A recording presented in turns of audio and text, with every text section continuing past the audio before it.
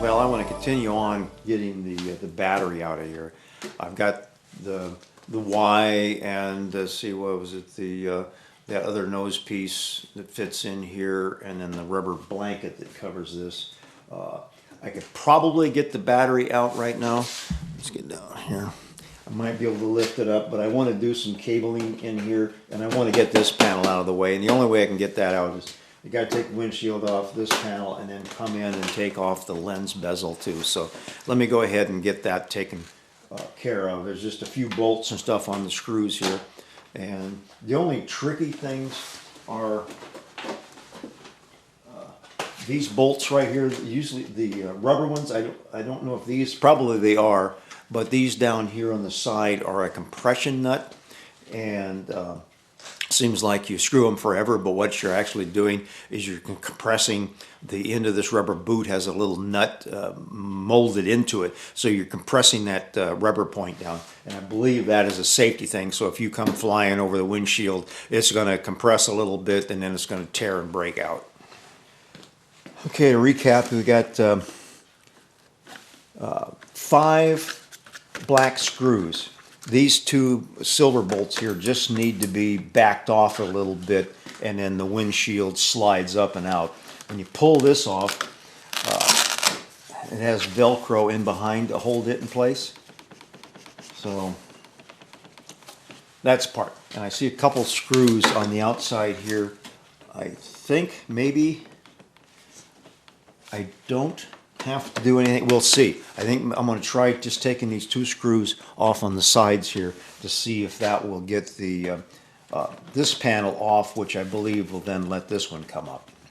If not, then I've got to take off the 2 on around the instrument cluster.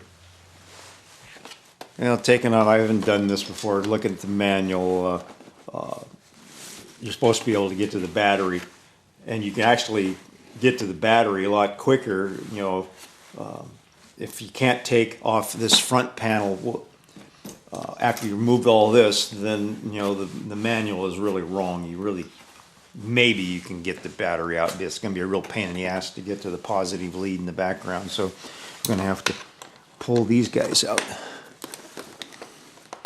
We're getting into territory I have never been in before. It also says that this upper part of the handlebar cover needs to come off. Hopefully I won't have to do that unless there's a clearance problem. Okay.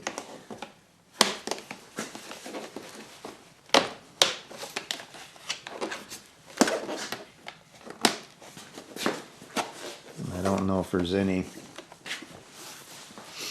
people that have already done this probably know what the hell I'm messing with. Okay, there's some tabs down in here that need to slide upward and outward.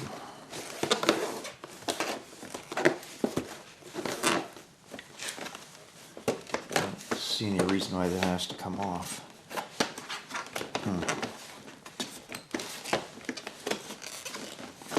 Let me think about this some more. I think there's some tabs in here I got to pull apart, and I don't want to break anything on camera. This part was a real pain in the butt. You could pull it up on the front part here, but it wasn't until I could stick my and these 2 screws, one on either side, in this hole here, and there's a little alignment pin. But I had to stick a screwdriver in here to pop this one little tab right here in the middle of this panel. So that is off. Gee, what a pain in the ass. And there's a pop pin I took over here and another one on the other side. Let me reset up for that. And there's 2 little pop pins and an alignment hole here on either side of this front tab. And somewhere along the line there must be some back out one. There's got to be some locking things that go over the bezel on the speedometer and the instruments here in order to come. I know it comes. You can see it lifting here, but let me gingerly take it apart and I'll show you when I get done. Well, you don't really have to take this off the bezel. I imagine it comes off, but up in right in here, well, probably the people that have done this know this. there's a welded part of the frame with a rubber O-ring, and there's a big pin, like you have in some of the side panels, that fits into here. So you just kind of pop that back up, and there's the battery exposed. So I don't have to take this completely off if I don't want to, because it's the lower half of the handlebar cover is getting in the way.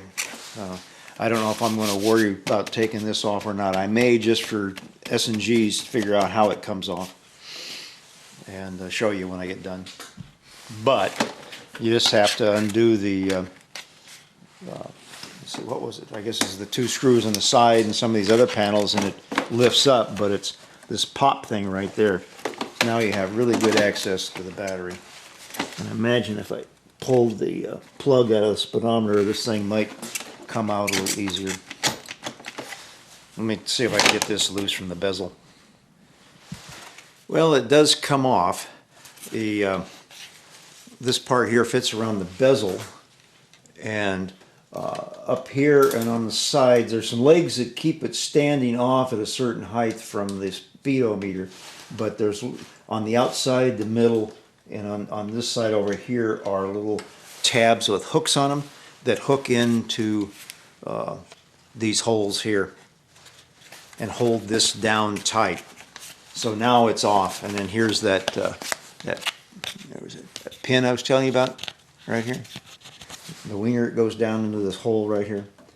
So if you wanted to get down into the nuts and anything on the triple tree, then the speedometer, which is already loose, you can pull out. I don't know how much of an effort it's going to be. There's some screws here that hold it on to the black shiny part underneath the meters, but I'm not going to worry about that. I just wanted to get into the battery, so now I have full access to the battery. Well, now that I have access to my battery, and here's the cable that goes over to the BT Junior and the fuse box for it, and then where it attaches to the positive and the negative here, and then the strap that holds the battery in place. So let me go ahead and I'll take these off cameras. I need to figure out what size that bolt is, whether it's a 6mm or a 5mm for the next adapter I'm going to make for it. Well, it's unhooked.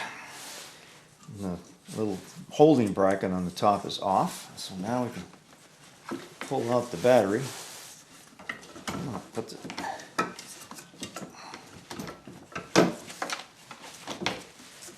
I don't know maybe if you pulled that pin, if I knew that pin was in there, you might be able to force it up with everything still attached in order to get the battery up enough to get it out of the little tray, but then you gotta move it forward and get it over this front part here. I don't know.